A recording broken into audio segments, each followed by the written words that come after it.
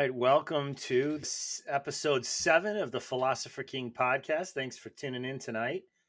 We've got a great guest I've already teased and told you guys about, and we'll bring him up shortly. But first, I just want to remind everybody. I know a lot of you here are already uh, in with the in crowd here, but in case you haven't yet, please don't forget to check out the phoneboothpodcast.substack.com, where you can find all the podcasts under Phone Booth Productions, including, of course, the Phone Booth podcast itself, which drops on Mondays. And then we've got Dualistic Podcast, which sometimes on Fridays, so stay tuned. And then Here's the Thing podcast every Tuesday evening at 6 p.m. EST. And then the Philosopher King with yours truly. Here we go. And so now I want to share with you guys. So I actually met this gentleman through my work, and anyways, we had a great conversation, completely unrelated to work, and we discovered that we have a lot in common in terms of this idea of independence from the powers that be, self-sufficiency and autonomy, but in a sustainable way. He introduced me to an idea that's in the title of the video here, called villaging, which I'll let him explain more for you. But it was fascinating, and to me seems like a much less daunting and more accessible version of this off the grid lifestyle of self autonomy. So without further ado, it's my honor to introduce you to Andy Man. Welcome. Hey, thank you so much for having me on, Jonah. I'm looking forward to this conversation for a long time now. Yeah. So yeah, it's great to have you. So okay, so tell us a little bit about your journey, and how you came to the homesteading or independence idea first, kind of what the timeline of this has been like for that, and then how you transitioned. Did you transition from that to the villaging concept, or did you start at villaging? And what is villaging? Yeah, right. So a little bit about the background is I live in the Western U.S. and I grew up in the Midwest, and I just turned 50 this year, so halfway there, halfway home. There we Yeah, go. it's a long journey home, and I'm only halfway there. So it's never too late to start this journey, right? Uh, Mm. I have two kids, 9 and 12, two girls, and about 15 years ago, I used to live in the city, and in a very urban area. We were kind of bohemian artists, bootstrapper caterers, like catering festivals, music festivals, and Yeah. getting exposed to the West Coast music scene and the West Coast underground art scene and the DIY communities and the maker communities, all when all that was getting started, almost 20 years ago. My wife and I were squatting in a warehouse.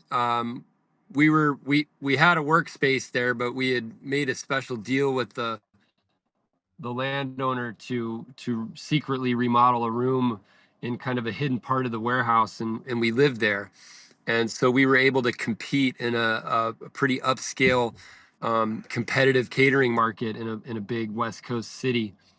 And um, and we lived there, and then we got pregnant.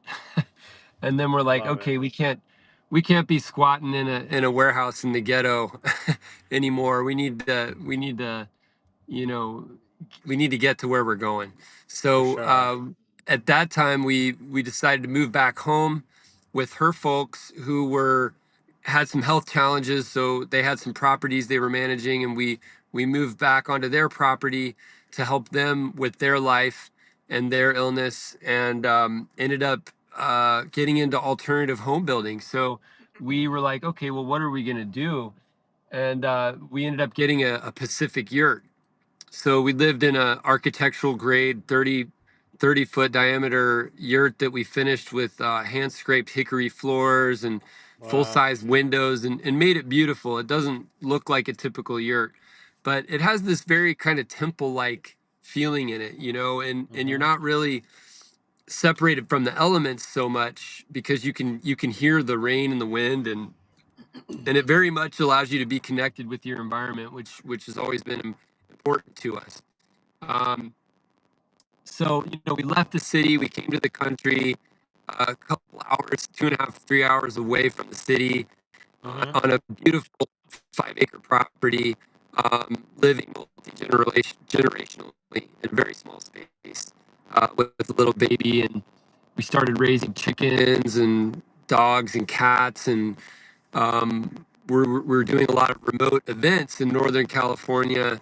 And there's so much I could go into detail there, but Yeah, yeah. like as it relates to homesteading, we were like, yeah, we're gonna live the West Coast dream and homestead, and everybody's like, wow, you're really living the dream, man.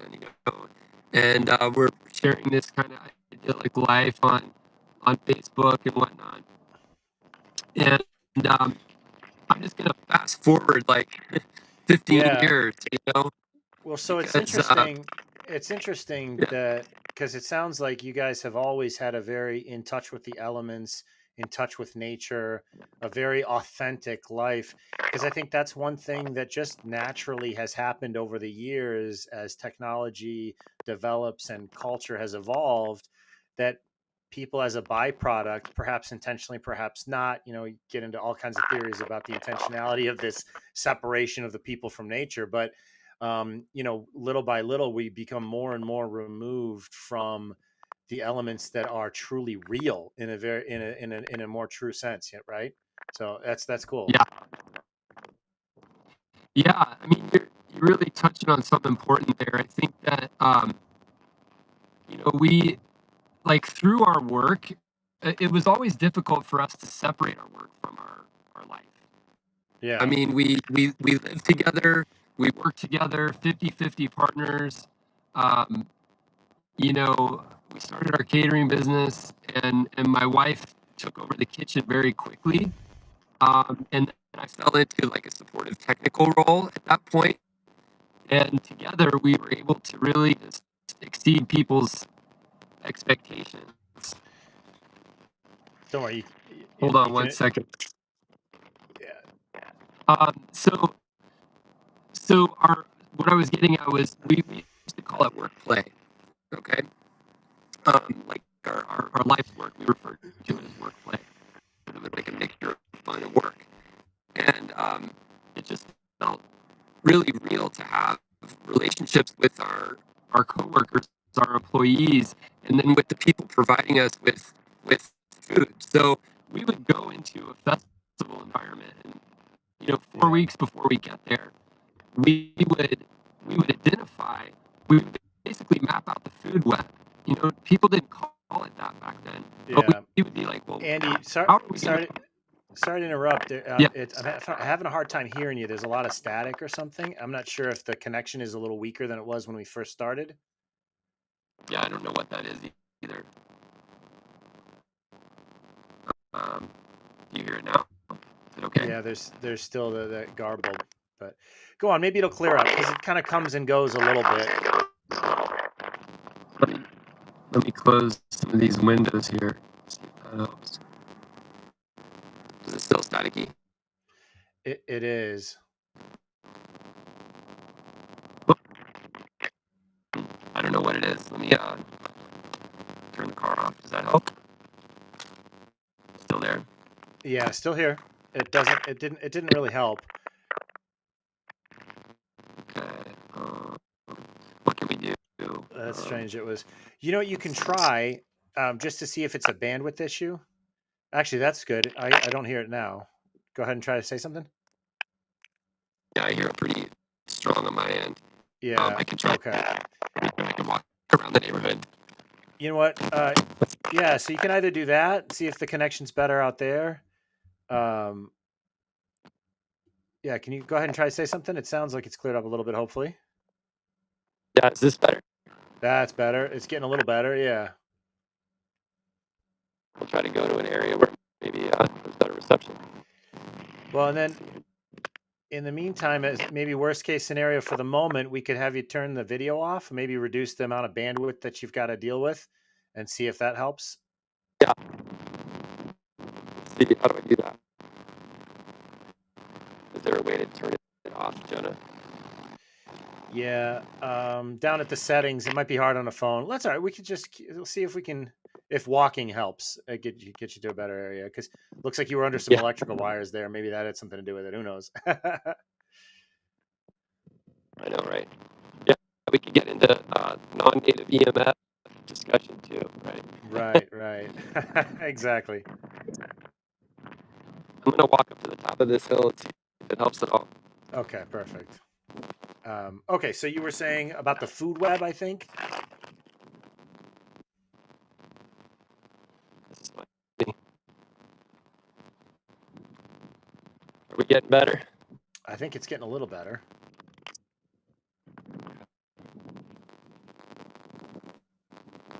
Um, Yeah, that's clearer. okay. I'll just keep walking uphill so we can get a nice clear shot of service in the area. Okay. But uh, so yeah, just like through our work and our work relationship, we were able to develop relationships with all the people that would provide um, meat, eggs, greens, any kind of produce that we needed. We would source locally because we were all about local, organic, farm to table. Which, like, this was 15 years ago. It was like a new thing, right? Yeah. Uh, and we would leave that area having linked together the food web in that region, and we just started. We got used to creating relationships with people that would provide our food, and we basically never stopped. And so it was like through the vector of work, we were able to develop these kind of real relationships with people. And it seems to me that having a relationship with the people that provide you with your food is it's like fundamental. It's a core value. Yeah. If you can't have a relationship with the people that are providing you with what makes more of you, and it's just like this faceless monolithic corporations and uh, restaurants that are buying from Cisco and US Right. foods, like that's culture is what you cultivate, right? So Yeah. what are you putting into you? If you're making more of yourself, what are the fundamental ingredients that you're using? And Yeah. so that kind of informed. Wow, it's beautiful up here. Is it nice and clear now? Yeah. Absolutely. Yep. It has been for a couple minutes. We're great. Okay, great. Whew, losing my breath. um, there we go. So yeah, so then we're living up in the foothills, and we're living in a yurt illegally. You know, we don't have a certificate of occupancy, and it never really occurred to me. Like I was like, who cares? Like what is it to anybody where I live? Right. And we went through this whole process of getting discovered when there was a fire that ripped through the area. We live in fire country, and we get a letter on the door that says uh, there's evidence of habitation in an unpermitted structure, right? So I had anticipated this, and I had all the plans ready to go. So we went in the next day and applied for a permit, and then we spent like the next several years slow rolling it and just letting it trickle in and learning about how to read the laws. And like this is also a fundamental thing. Like do you understand what you're consenting to do when you sign a permit or a contract with the Yeah. state or the local authorities, you know? They don't teach you any of this stuff in the Well, at the condition, you know? and you said well that you were there illegally, and I think that's a great word because there's a big difference between legal and lawful. So you were there Yeah. lawfully, but not Yeah. legally because of the statutory limitations that the corporations put on you, right? So Right. I love it. Yeah, that's an interesting point. It's like it's all about the semantics and the words and like so I learned that there's this line in the code in the permitting process called intended use. So if you can make anything that you do in the world conform like structurally to its intended purpose or intended use, Yeah. then you can I like the way you put that. You could be lawful and illegal. I guess I Right. never thought of it that way. I'm just starting to learn about about natural law, which it's only been like a year. I didn't even Yeah. know this was a thing, you know, and it's totally blown my mind. Whole nother topic, but it's like, and you can change what the intended use is for a product or a structure when it comes to like housing. So there's like an application for that. Right.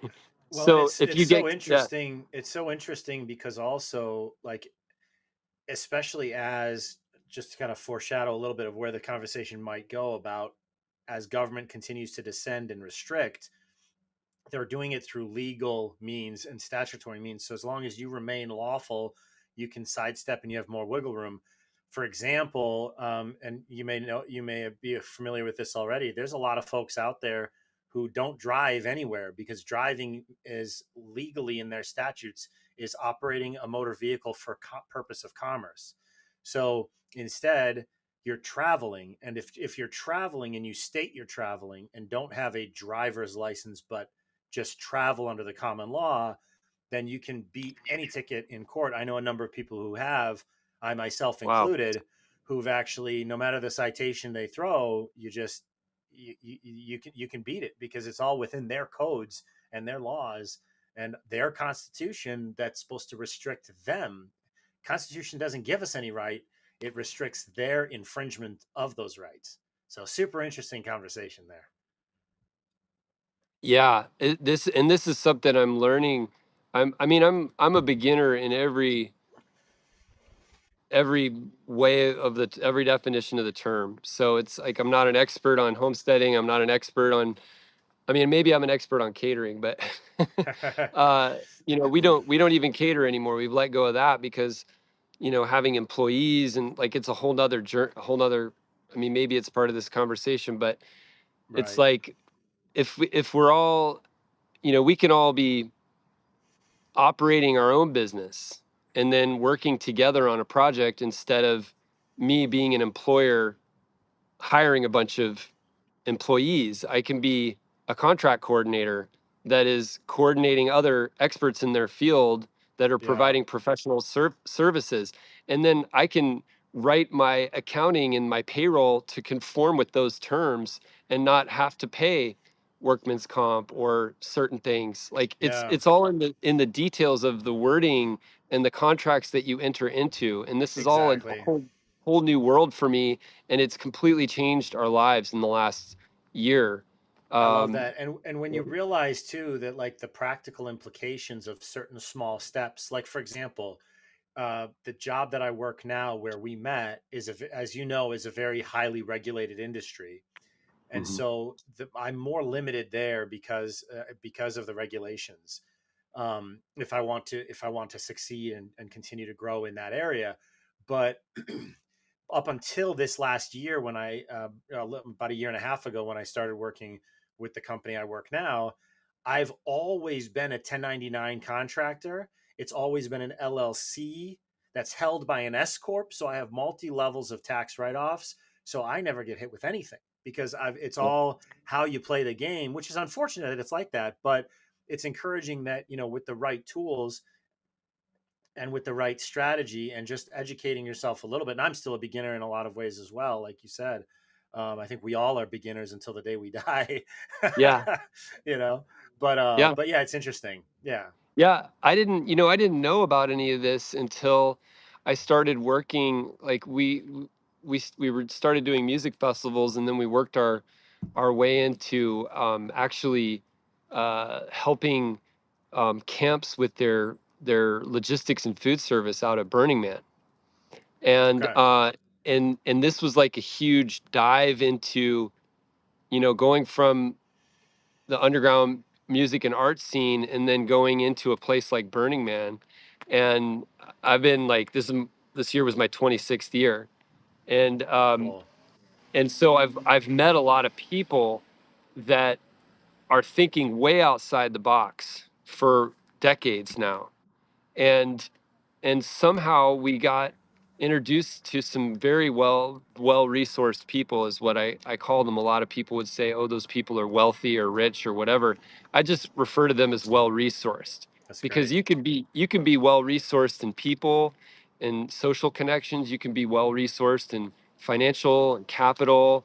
You can be well resourced in natural resources. So Yeah. we're all wealthy in different ways, and it's not just, in fact, like money is just like I don't I've never really focused on it, because I Well, believe that all of our opportunities exist where our interests and our abilities intersect. So you don't have to focus on making money. You focus on what you're good at and discover what your purpose is, who you are, and you put everything into that, all your passion, everything, and you do it with confidence and with purpose, and people will be attracted to you, and then the yeah. money will just literally show up. And it's Yeah. up to you to manage it properly. Which we Right. didn't for a decade. Right. um, right. but No, that's a great yeah, point. so tying this into villaging, Yeah. you want me to bring this back Yeah, to villaging a little bit? for sure. Yeah. Yeah. So so so we were like basically thought of ourselves as homesteaders, right? We carved out this terrace. We terraced this hillside on this 5 acre parents' property, and we put in power and water, and built our little home and a bathhouse, and then we needed more room, so we built a little tiny house and a patio, and we just kind of kept adding on and turning it into this sort of hobbit hillside village, right?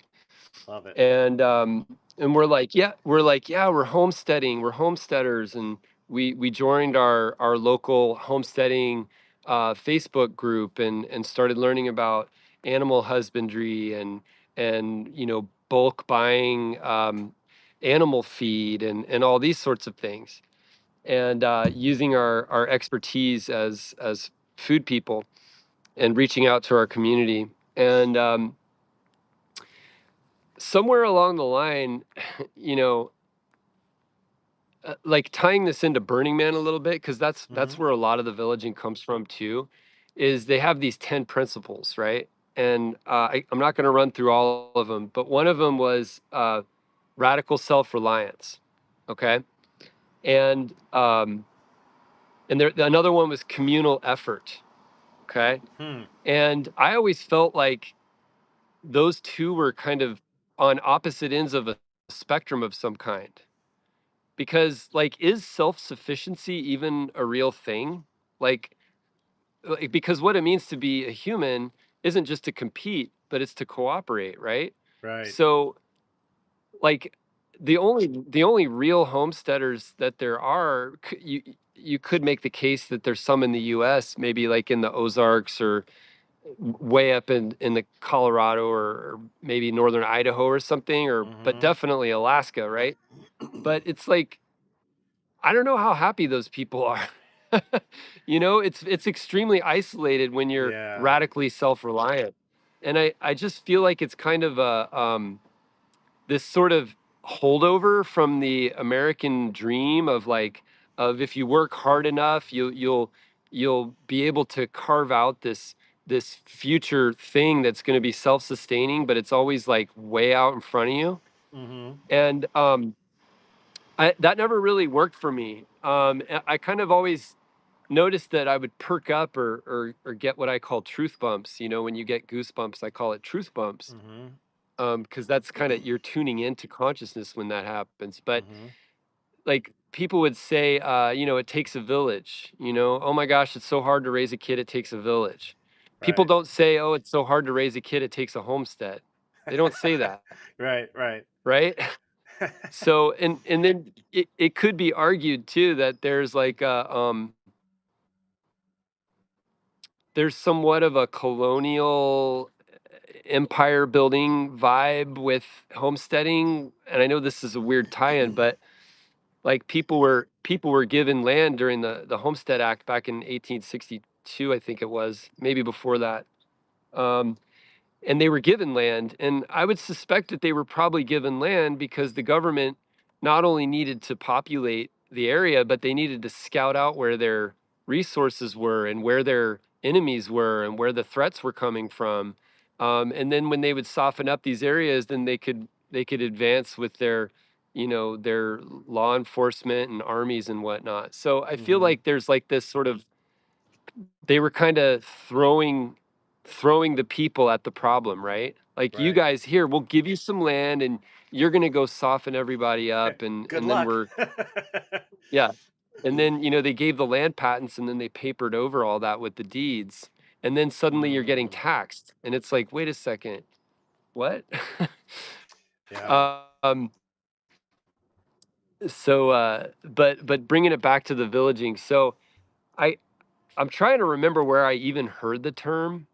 I think I heard somebody speaking about it on Substack, and they were talking about, like, I want to be clear, I did not invent the term, okay? Right. Right. And I know, like, when you type it into Google, nothing really pops up. So it's interesting. It's not a word. Right. So I, I we're gonna make it a word. after we spoke that first day, and I looked up villaging. That's the exact experience I had. In fact, I think because of that term, I found that one Substack that you had talked about there, or that you just referred to. But very Yeah, interesting. and Yeah. she so that the woman that came up with that, I think she's in Florida, and and she's like, I actually started reading. I read it again, and I was like, oh, wait a second, I don't know if I totally agree with everything she's saying. Like, Right. which is okay. Like, we have to Yeah. be able to disagree, right? Right. But Absolutely. she kind of had a different way of looking at it, like, which could be maybe a little more in the, like, kind of leftist liberal bent. Like, I don't really believe in that kind of false dichotomy stuff, Right. but I realize there's a lot of room, there's a lot of room within that idea of villaging, that everybody can carve out their little position, right? But the bottom line is that we're coming together. It has to do with the quality of our relationships and the depth of our relationships. Yeah. Um, you know, I would say that like there's an appreciation of freedom in that villaging model.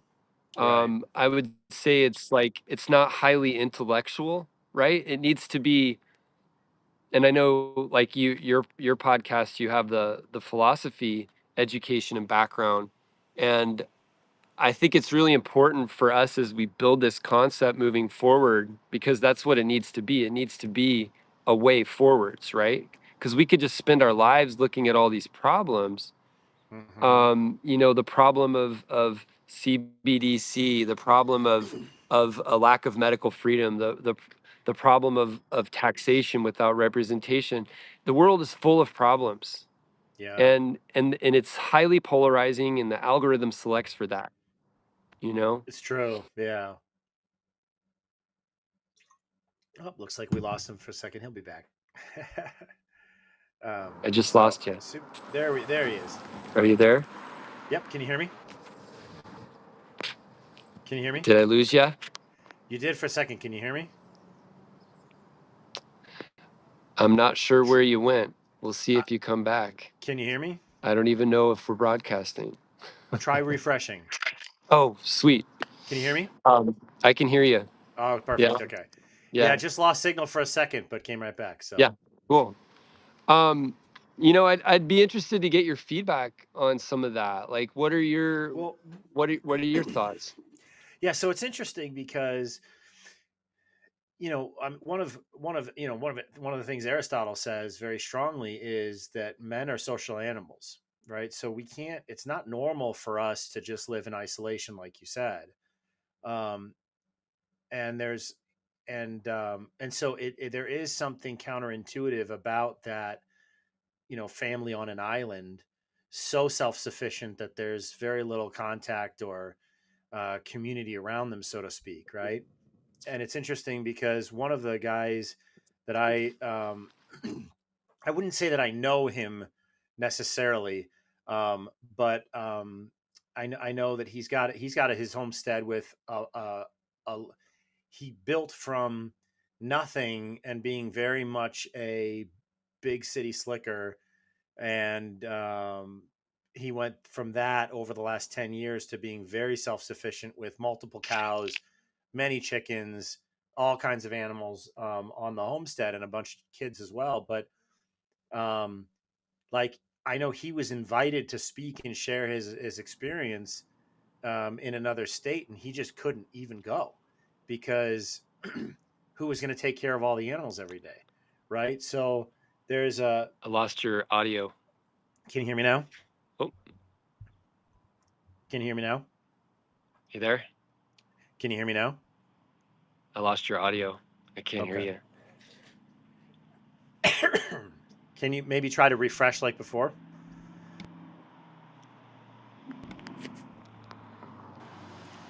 Thanks for your patience, everyone. Can you hear me now? Can't hear you. Okay. Let me. There's no sound. Can you hear me? Yeah. So, pardon your patience, guys, with the technical difficulties here. Can you hear me now? Can you hear me now? Can you hear me now? Hello, hello. Yeah. Testing. Can you hear me? I can't hear anything. Sorry, buddy. I just texted you again. See if you can refresh. So, thanks for your patience, everybody. We're doing what we can here.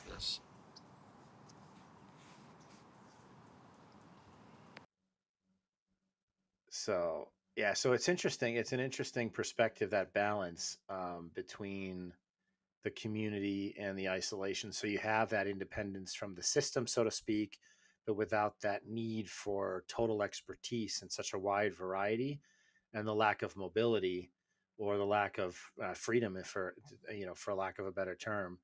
Here we go. There we go. Can you hear me? Yes. Can you hear me now? Yeah, I can hear you. Can you hear Perfect. me? Yep. All right. So yeah, so all I was saying while you dropped out there for a second is that it's an interesting balance. Like, it's important to have that autonomy from the system, so to speak, but it's also important to live as a human being connected to other humans in community. Man is a social animal, right? So having that balance, because otherwise you end up like the friend I was telling you about, in a position where you're so independent that you no longer are free, in a sense. Like, he couldn't go talk at a conference or share with another community of people what he's learned and Yeah. pass on some of his expertise. So almost you lose, by obliging yourself to be an expert at everything, you lose a lot of the quality of life, perhaps, um, Yeah. that that comes with community, right? So it's an Yeah. interesting balance, right? Yeah. Yeah. I think that I think that it what it so so some of the pillars of villaging for me, I've at this point in the beginning of this journey, I've straight up lifted them from um can you hear me okay? Yep, I can hear you. And someone Can commented you in hear the me? chat that yeah, can you hear Okay. me? Um Yeah. Yeah, I can hear you. So, basically these four pillars are borrowed from the Amish, which is um, faith, family, community, and simplicity. And like, like I think this ties into self-reliance in the idea that, like, people used to think every man's a planet, right? I'm the captain of my destiny or whatever, like Mm-hmm. all this nonsense. The kind of Descartesian or Newtonian worldview, right? The little controller in the ship, the captain of the ship. But really, like, and this ties into faith, is like, what is God? Who am I? And why am I here? You know? Right. And I grew up Presbyterian. I used to go to church 3 days a week. I was baptized and all this. And I had some traumatic experiences growing up that made me question the role of the church in my life. I'll just put it that way. Sure. And I drifted far from it. I think this is a really common story with men in America, specifically. And I've I recently come back around.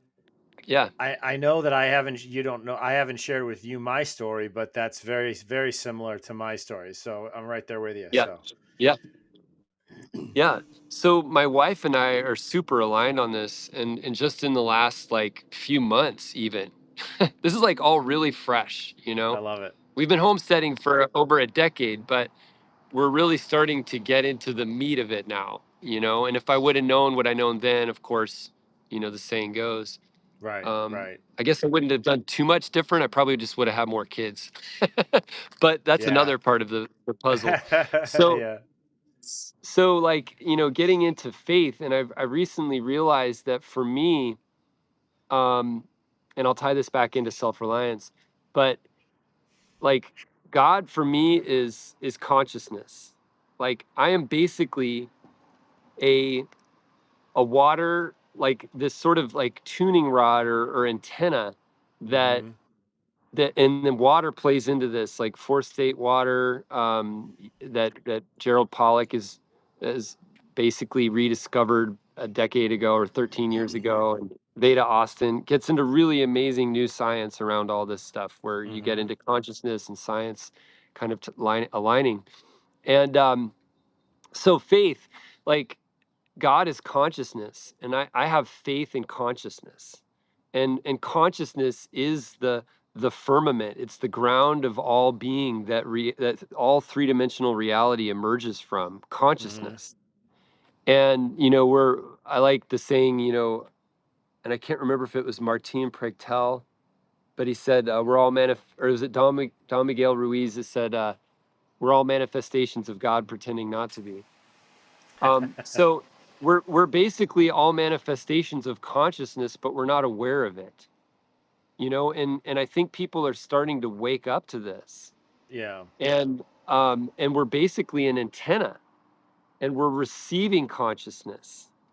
And there's all these deformations in the firmament, in the field around us, that don't allow us to receive our consciousness in a really pure way, or direct way. I don't want to say pure, but Right. a direct way. And so we accidentally poison ourselves. We accidentally delude ourselves. We accidentally injure ourselves, whether it's like through vaccines, or by being in a siloed social media bubble, and we're Mm-hmm. we're like totally deluded because all we're seeing is what triggers us, or what we like, or both. um and Yeah, so how does this tie into self-reliance? So I feel like when we understand how reality works, and that we are an antenna receiving a signal, basically we're not creating Mm-hmm. consciousness in our brain. Like, that is Right. such a outmoded, like, easy to disprove model. um if people want to believe it, they can. But the basically we're illusioned, right?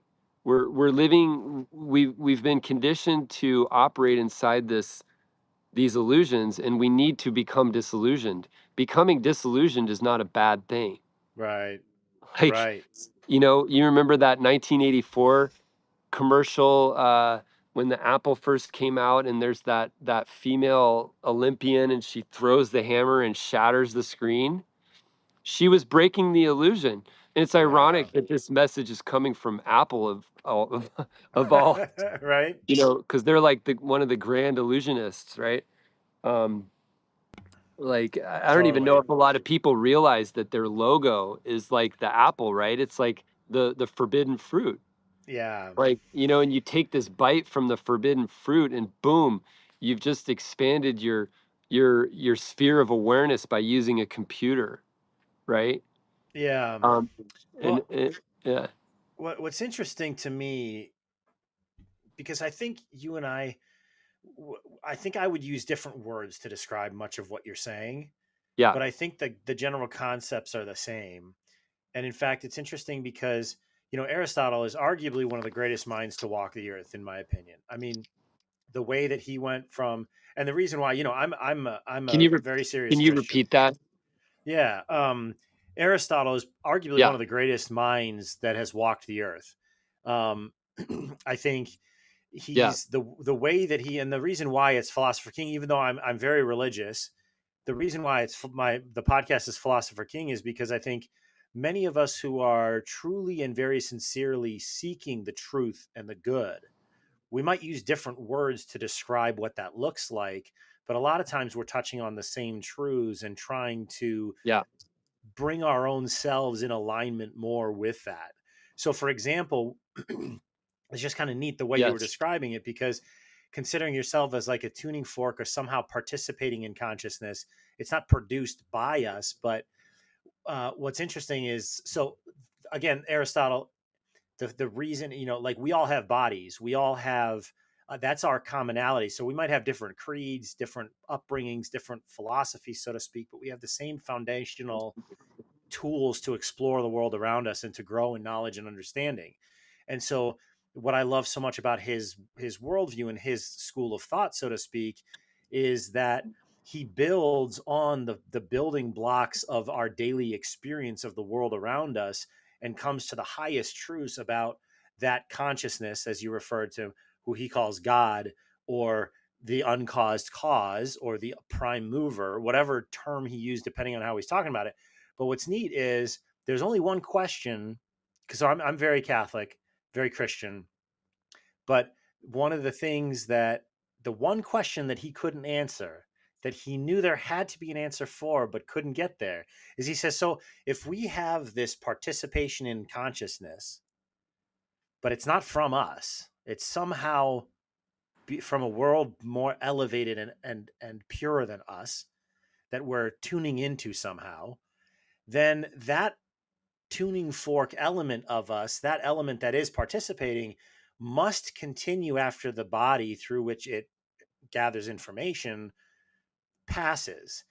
And because we have Hmm. these universal ideas, these abstract truths that we can access, what happens when we die? And there's no resolution. He's like, I don't know. Right. And so for me, that question is finally answered with the resurrection.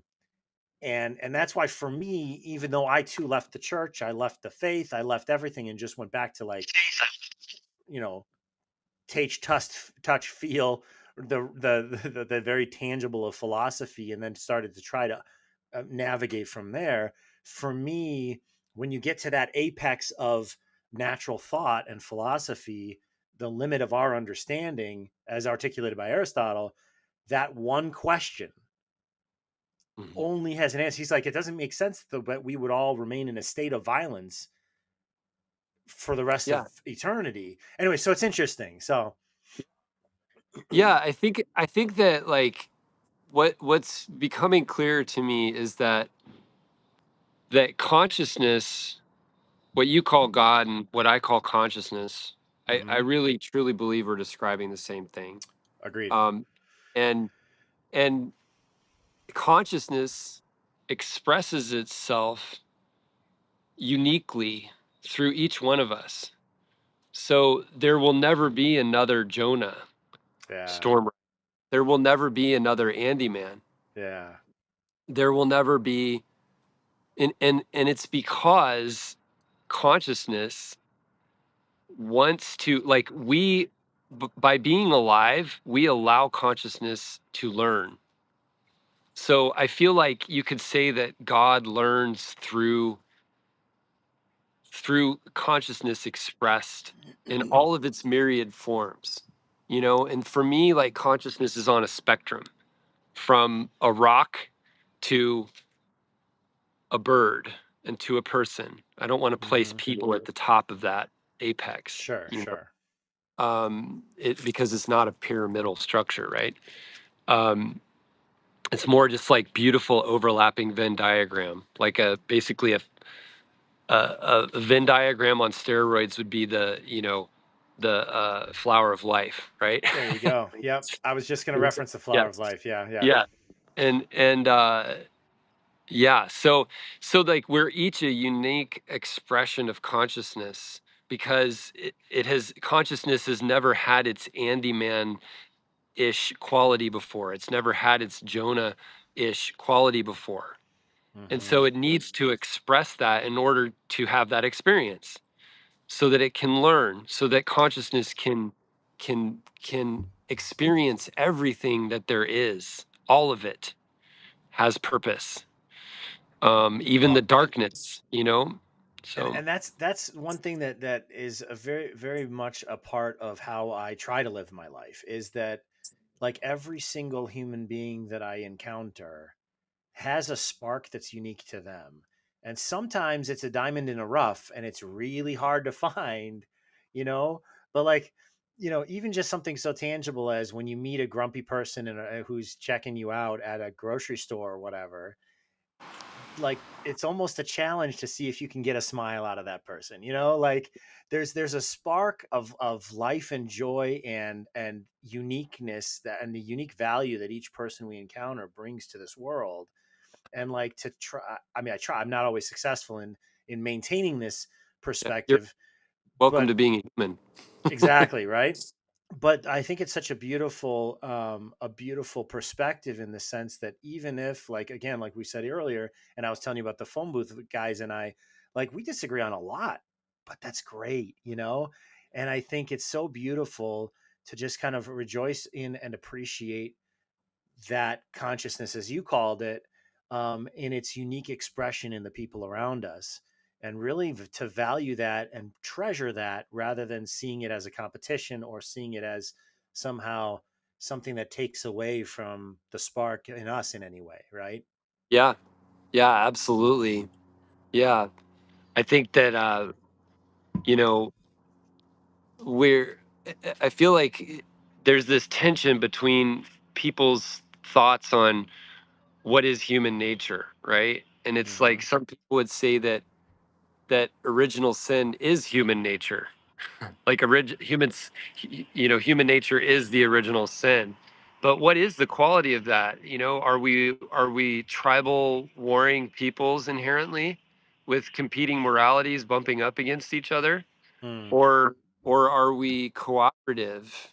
You can, and it's like I would like to think that really it's like the issue is scale to some degree. And I would say that, like, when you have a project or a building or a community that's human scaled, or a company that's scaled, it can work really well. And then once beyond that human scale, which everyone loves talking about scale and being a fast company. I remember when Fast Company came out and I was like, to hell with that. I want to be a slow company, and we slow food movement if you wanted to, but it's and fast food, fast company, and everything being quick and fast turnaround and last minute fulfillment, warehousing, and all these, Hmm. like, scale, scale, scale, and rapid. Yeah. You know, we don't have to have an economy based on perpetual growth, and we could have an economy based on cooperation. I think that's far away, but you could practice it on a small scale, like right away. You know, when you go to pay for something, like we just bought a used car yesterday, and we paid for it in cash.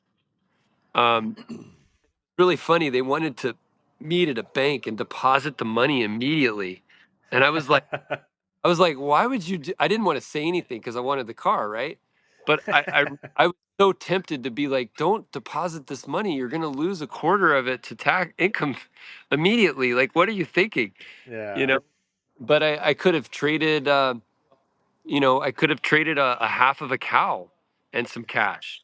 I could have traded, a ton of chicken feed and some cash and maybe some silver. Although you probably want to hold on to your metals right now. Yeah, But for sure. but, like, people need to understand that there are other forms of cooperating with and creating agreements with one another. You know, but I think first you gotta, like, do you know who you are? um, Hmm. and and this is like like self value. Getting into notions of self worth and confidence, and like knowing that you have something to offer. Hmm. Um, it's like our economy doesn't value that so much. I might be getting off track, a little lost here, but I guess No, that's it's okay. great. Yeah, it's great. I love it. No, and it's so true that like, and I mean, just to circle back to what you said earlier about the Amish, like that idea of a scale and not, one of our mottos at the philosopher, I mean, at the phone booth productions is grow or die. So in other words, Mm, like we always have to be, but it's not the growth in the sense that we mean it there is not the same. It's about personal development, improvement, and or growth yeah, organically and naturally at a pace that, because that is true. The minute we stop growing as human beings, we start dying very slowly. yeah, Um, and so similarly, like you would say, I could the Amish, I think that you referenced earlier, are a great example because they have that patient, organic growth of like inward growth of the strength of their community as the priority, rather than they're not trying to break into any new markets. They're not trying to, take over the next neighborhood and repopulate. You know what I'm saying? Like they're yeah. very much just focused on being the most solid and wholesome community that they can be, which is really interesting. It's really beautiful. So, Yeah, they have a common belief, and I yeah. think that this is what I've always struggled with. It's like, and I'm like in the middle of formulating these thoughts, really, literally, like, Hmm. I, and it's like, what, like, do we have to elucidate the structure of our beliefs, and do they need to align perfectly in order to live in community, or is your relationship with God, is your relationship with consciousness extremely personal, like so personal. It's so personal and no one can Hmm. explain to you, like you. And I think once we get into these places of where you're believing in like organized religion, and this is something I'm struggling with right now, or not struggling but wanting to understand, like, what is the role in dogmatic belief in having faith? Do you have to believe in something that needs to be explained to you by a priest or some kind of teacher, Yeah. um, in order to, like, do you need to have this intermediary between you and your relationship with consciousness? Yeah. Well, it's an interesting question you bring up, actually. And one of my favorite analogies, well, I'll get to the analogy in a second, but um, I think the way that I see the question, because obviously as a Catholic, I'm very much into organized religion in that sense. Like I see its value. But to articulate, to kind of try to frame that for you, because I understand where you're coming from. Like you don't want to lose that personal relationship. and that reliance as an individual on your individual unique relationship with God or source, right? Um, so where is the truth there? What is the ideal?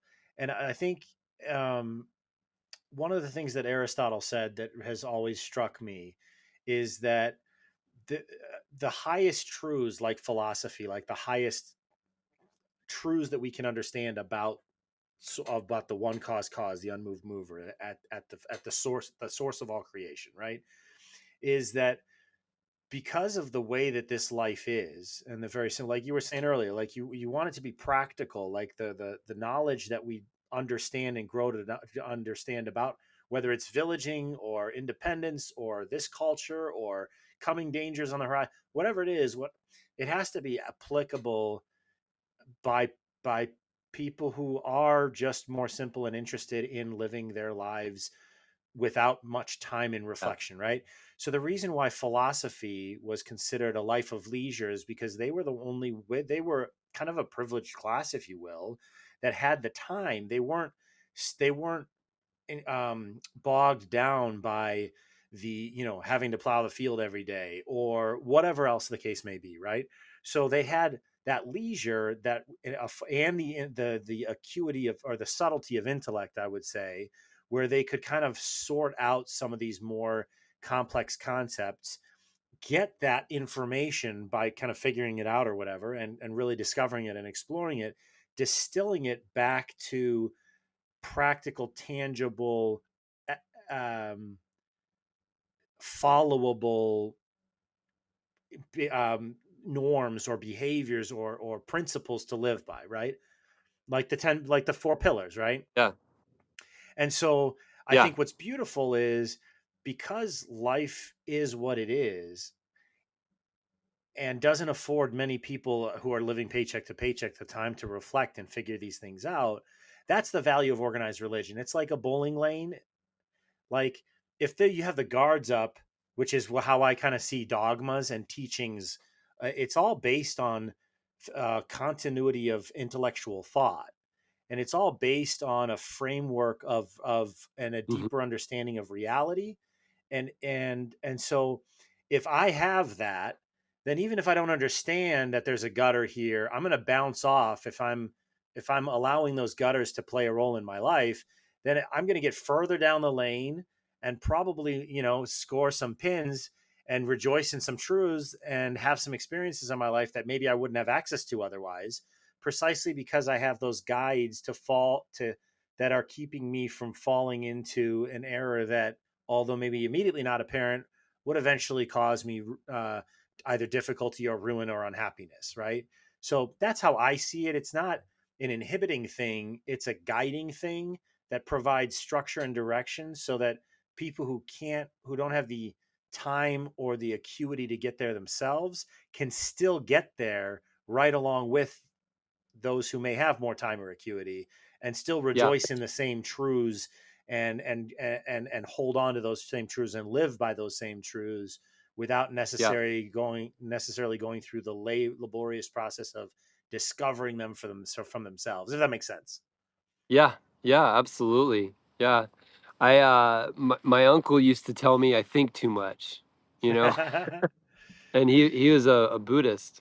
Um, I miss him. I need to go track him down because I haven't seen him in ages. But I'm just feel like I'm just starting to wake up again. And you know, I feel like I've been on a journey of letting go the last five Yeah. years. There were some personal challenges, and of course, 5 years ago puts us in COVID time, Hmm. and like just and being forced to slow down during that period. That first year was really beautiful for our family. We hung out with each other. We had Mm. concerts on the lawn at our house, and pretty much just like ignored all the uh, all the mandates and directives and all of that stuff. But it really transformed our business, and I started realizing that I was trying too hard to make something happen, Hmm. and instead of just letting it happen. So there was this process of letting go.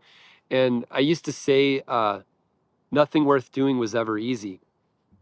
Right. And I feel like I always used to set myself up by saying that, like, oh, everything, only things that are difficult are worth doing. Like, what a ridiculous Mm, idea, right? yeah. Yeah. And you know, I think a lot of that comes from like the way uh, uh, overwork in the U.S., right? Like workaholism Hmm. is workaholism is just a brutal thing that's widely accepted as being okay, but it's not okay. Um, and I recently I've been alcohol sober for a year, a little over a year, and that's been just like a miraculous, total game changer. You know, like there's this concept of mitote, or not being able to like see clearly. Like mitote Yeah. is smoke. Yeah. If you follow some of the more South American or Peruvian or Mayan philosophies, and so like I used to be like, oh, I can't. There's something like blocking my vision, you know, and it was Hmm. the alcohol. And like Uh, when I chose to be alcohol sober, I could see so clearly, and it was like intoxicating in and of itself. It was just yeah. like, wow, all of a sudden I can almost intuit what needs to be done. And so I started realizing that like through this process of letting go, and then not poisoning myself with the alcohol anymore, that I was able to see something more clearly. And so it plays back into that antenna metaphor that I was talking about, like where Hmm. you're a conduit for divine consciousness. And you're more sensitive, but you're also less reactive. Mm. Um, and because you can see further, right? And I used to say I need to wrap my head around that. I think a lot of people say that, you know, Yeah. you explain something and they're like, oh, I need to wrap my head around that. Give me a minute, you know? Yeah. And it's like, do you actually want to wrap your head around it? Is that like, what does that mean? You know, when you wrap your head around it, you know, people usually mean they're trying to understand it, right? But the words are important. And when you say I need to wrap my head around it, there's like this constricting quality to that phrase in my Hmm. mind. And it's like, actually, no, you can also understand by receiving and surrendering, right?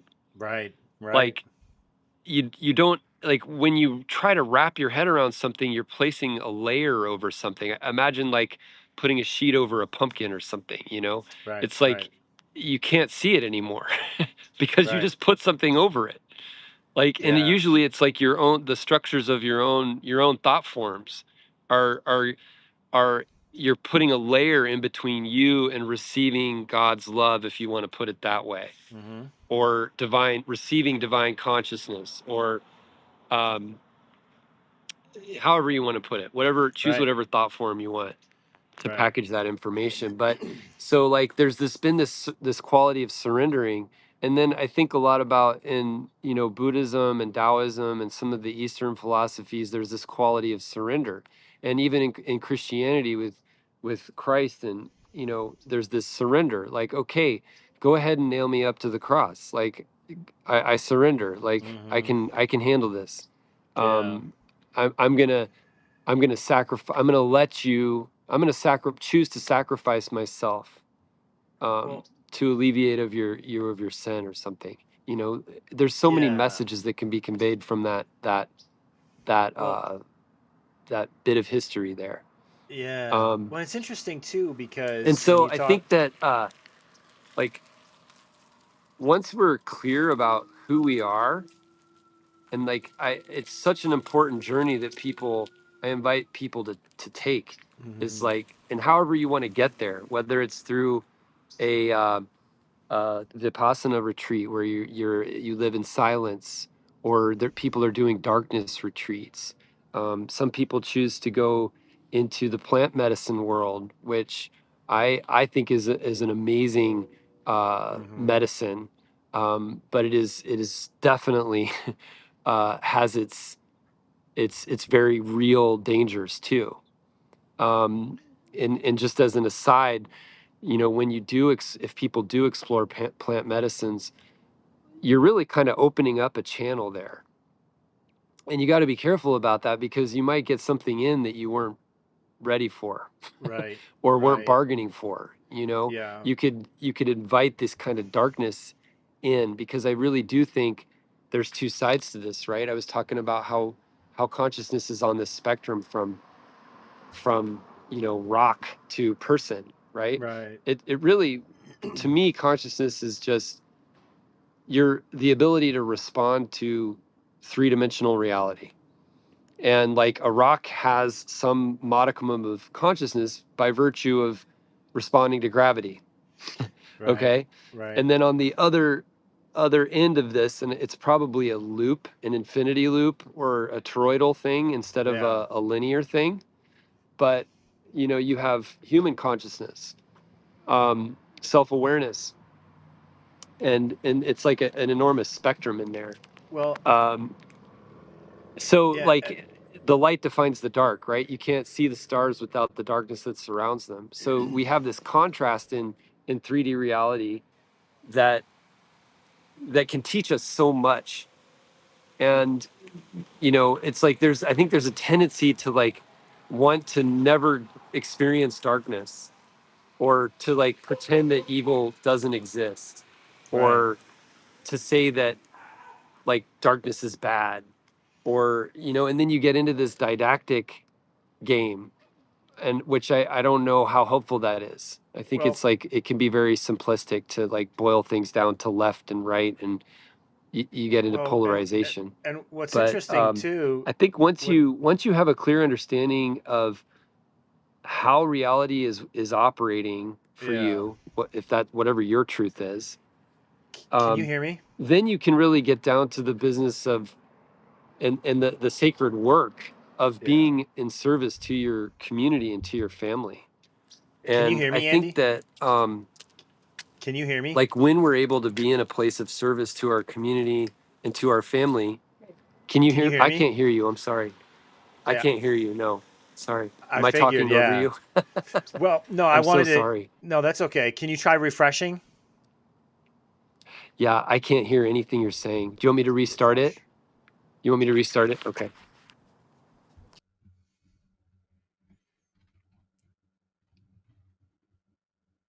Yeah. So I think I was like, what a great conversation. Yeah. What a good guy. Um, yeah, really cool. Because I want to tie what he just said back to something he said earlier that I think is really cool. But let's see. Here he is. Can you hear me now? I can hear you. You can hear me. I can hear Yeah, I you. can hear you. Did I just like Perfect. steamroll over you for like five Well, minutes? so I wanted to. I I can was hear trying. you. Yeah, yeah. So I was trying to interject a Yeah. little bit because there's a couple things you said I wanted to tie back to something we talked about earlier. That's really beautiful. One is Yeah. we talked about the Go for it. difference. Go So for it. when you're talking about good and evil, and like inviting other entities in, obviously in my worldview, if you will, we would call it angels and demons. Those entities would be demons, those darker Yes, entities. But what's interesting is absolutely. there's a important that underlines an important distinction we talked about earlier, which is the difference. What is consciousness? Because obviously our brain and our biology really is what's determinant of intellectual ability, but that's not the same thing as consciousness.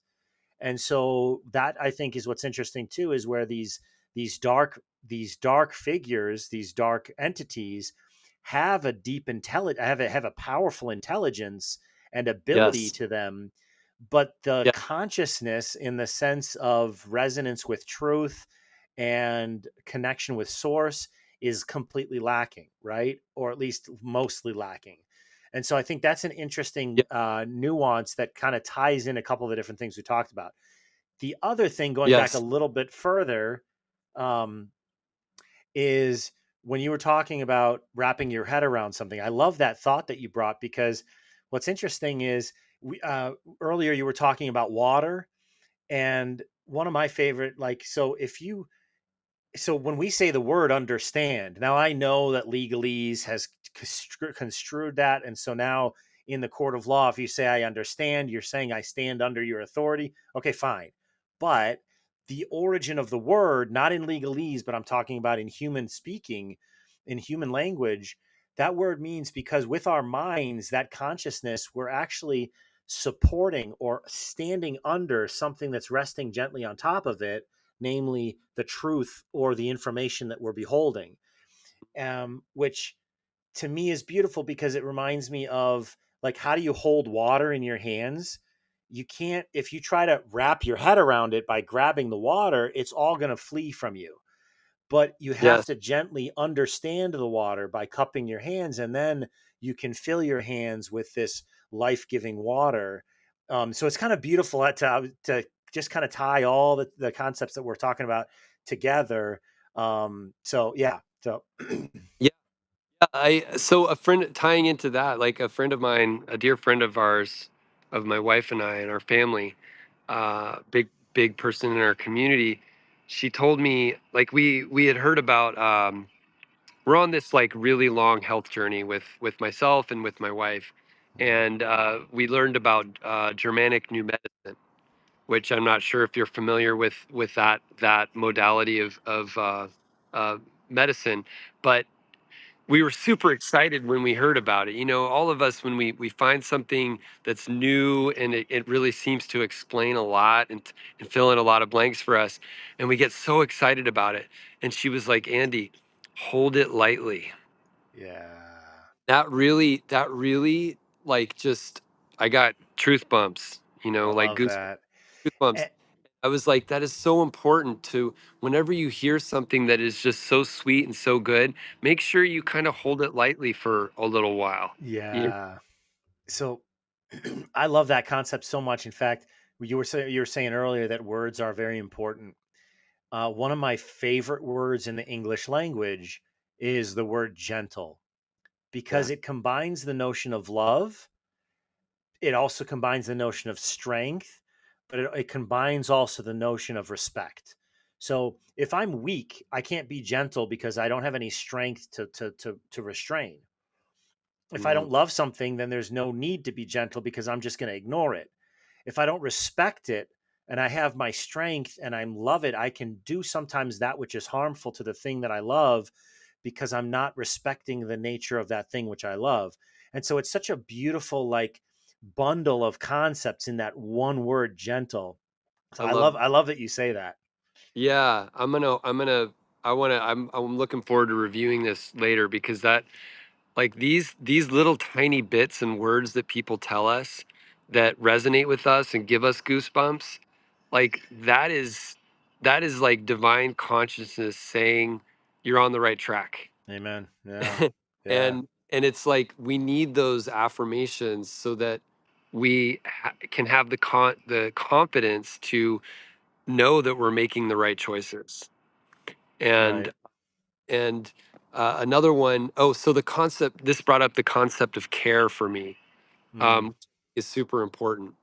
So all of this is foundational to having a village. let's Right. just Right. like let's just call this like part one, of like a Yeah. multi-part conversation, I love because it. the mechanics of having a village, permaculture, tree, building, sustainable building, y- that stuff's actually not hard. That is like already known. It's already figured out. It's not hard. The information's there, but Mhm. it's all of the invisible structures, the qualities of the relationships, the depth of them, the language that we use, is what weaves this highly resilient web that we're talking about. You know, Mhm. Yeah. um, and so the concept of care really plays an enormous role in this. So I'm sure you're familiar with the Bohemian Grove and the Yeah. Bohemian Club, right? Yep. Okay. So um, there is this concept that they have. I have a relative that worked there for a short period of time, and my wife and I have provided catering and event production services for uh, people that are very well resourced and are part of that whole Mhm. layer of society. Right. And there's this whole ceremony that they have, and even read like a CIA white paper on this Hmm. whole thing. It's called the cremation of care. Yeah, Okay, are you familiar with it? I am.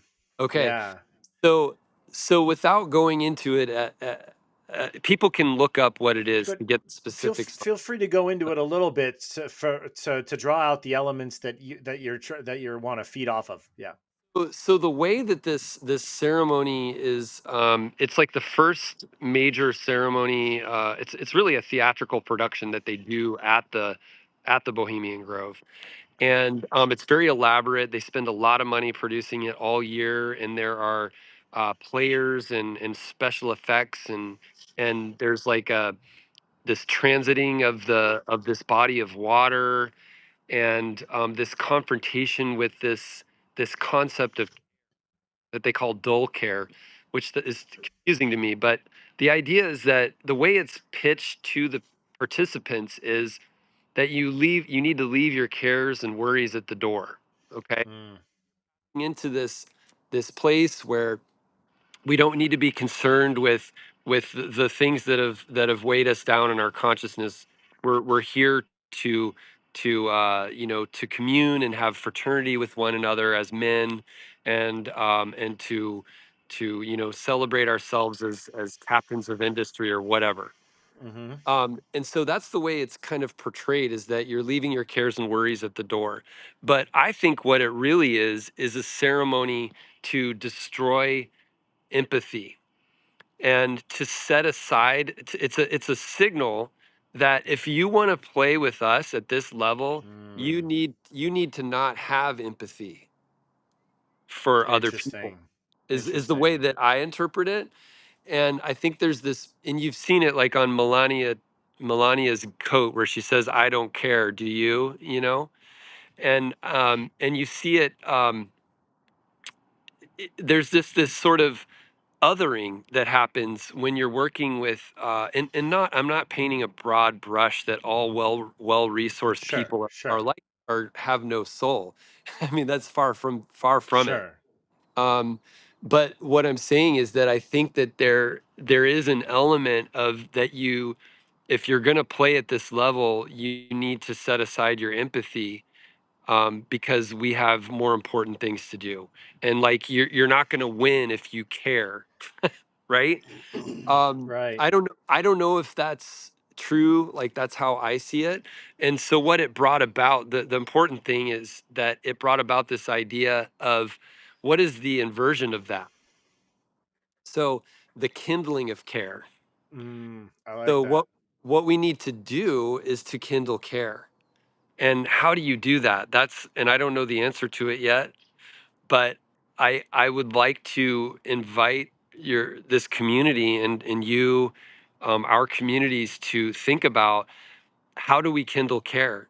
Yeah. Because empathy is your soul, like having a connection with your soul, having a connection to God. This isn't about transcending your empathy or transcending God. The transhumanists want us to believe that, like, we can transcend God or something, and like all the technocrats, and the Elon Musk and Peter Thiel and Andy Karp, and like, there's this kind of layer of competing cabals that don't seem to have compassion and empathy to be a core feature of their worldview. Right. and Right. and I think that we're being steered towards like a place where they would like to see people not have a connection to their soul. Yeah. um and we have to be vigilant about protecting that connection.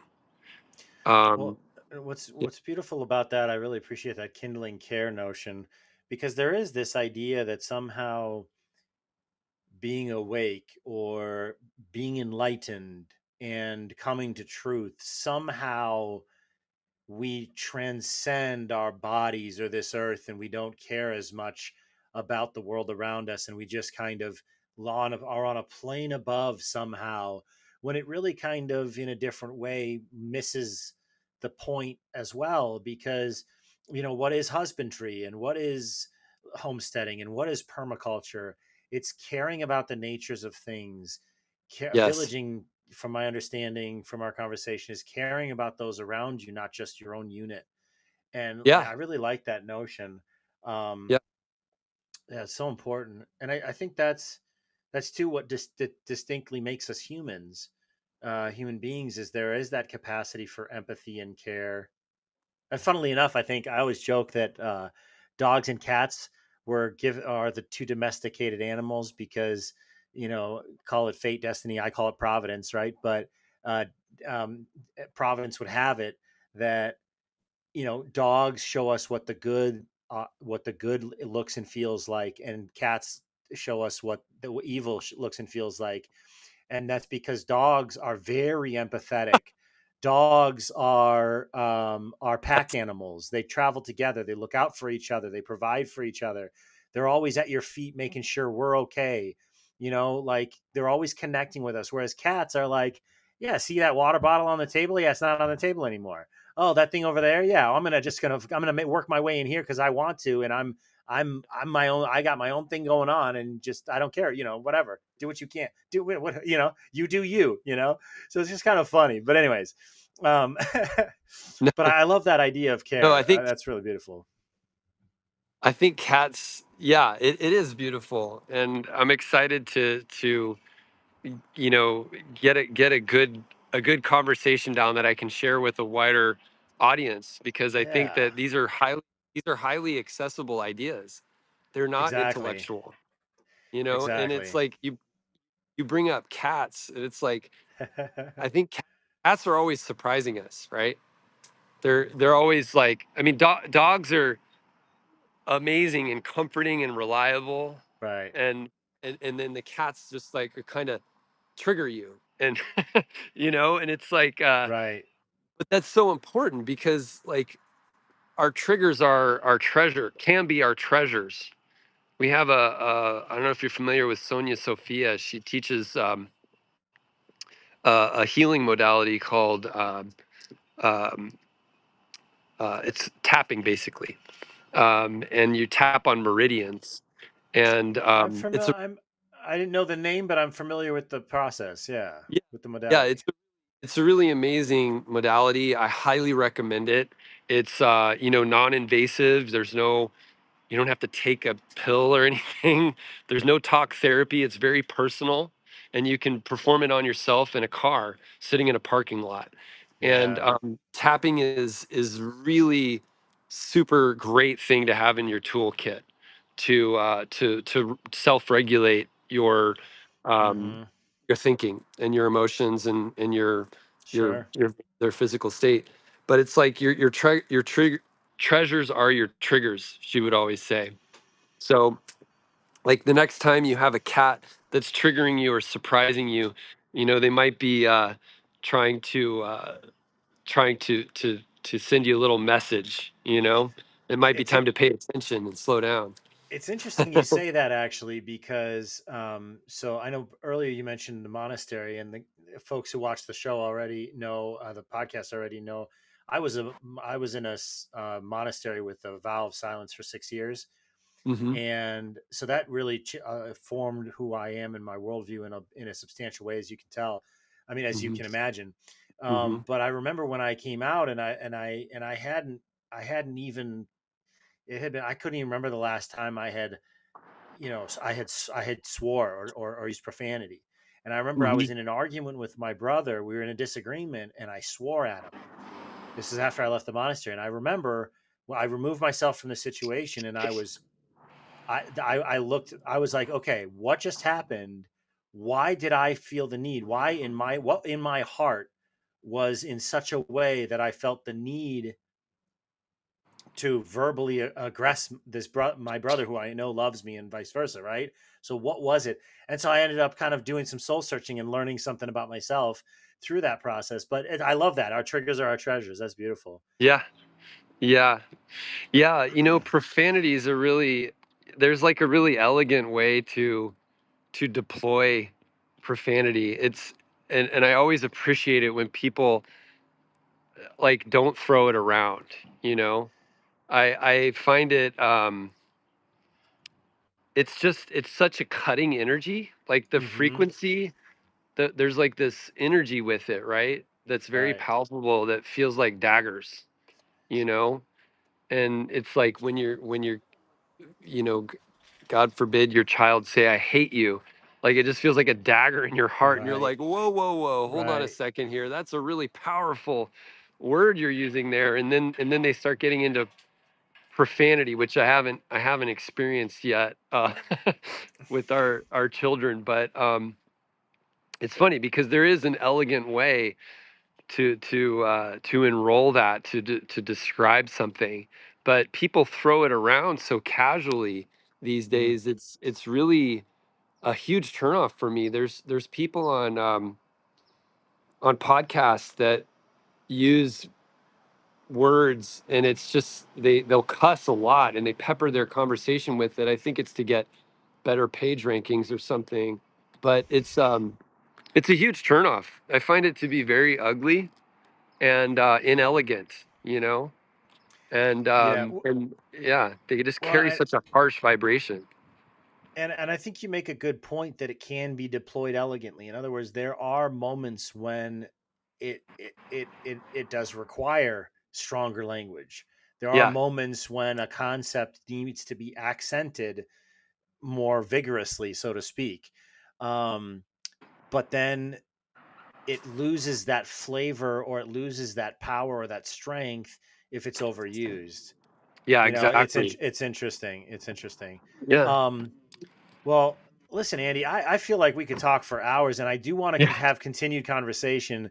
In fact, one of the things I announced just last week, actually, because almost every guest that I have on here, um, I better say every, otherwise the guests are going to be wondering, well, which one? No, it is true. Every guest that I've had on here, I've wanted to have be like, oh, we got to have you back on. We got to have you back on. But there just yeah, aren't enough weeks in the year even to yeah, have all the conversations that we want to have. So what I want to do is I want to remind those watching, and then at the same time invite you. So on the Substack, the phone booth podcast.substack.com, you can subscribe for free. A lot of folks watching are already subscribed, but that gives you access to content that doesn't live stream on the different platforms. But you can go there and go through the library and watch what interests you. And so what I'm going to start doing actually is like with yourself, like I would love to at a time that's not constricted to this time of day when we go live, but at a yeah, time that's really convenient where you and I can just sit down for 2, 3, 4, however long, and then even kind of just have the continued conversation, cut it up into more bite-sized chunks even, and hmm, then make that available to folks and share those conversations. And then that would give you an ability to then share it with people in your community who you think yeah, would benefit from hearing that conversation. So I think it'd be great. yeah, So yeah. So just a reminder to everybody out there, phoneboothpodcast.substack.com. You're going to start seeing some of those continued conversations show up as additional content if you subscribe. And Andy, I welcome you to kind of join in and subscribe as well. yeah, And I would love to have you for further conversations. Is there yeah. anything else that you would like to kind of parting thoughts to share with folks before we close out this evening? Yeah. Yeah, I think one thing I would like to say is that worrying is like praying for what you don't want to happen.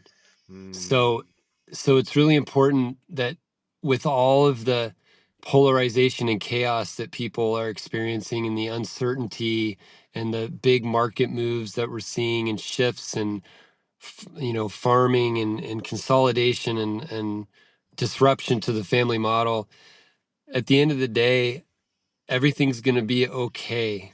It's going to be all Yeah. right, and we really need to come from a place of caring for one another, and don't forget who you are. You're a Yeah. manifestation of God. Sometimes we're pretending not to be, I and love that. and it's a really beautiful world. There's a lot of problems. You could look at them forever, and together we're going to find the way forward. I love it. I love it. And this idea of not worrying is beautiful. One of my favorite little, maybe a little cliche, but the words "do not fear" appear 365 times exactly in all of Scripture, Yeah. just really impressing in our hearts that every single day we can remember that there's no reason to fear. Yes. So, That's beautiful. man, I love Andy, that. what a blessing it's been to chat with you, Yeah. and I look forward to that continued conversation. Thank you so much for Yeah. hanging out tonight.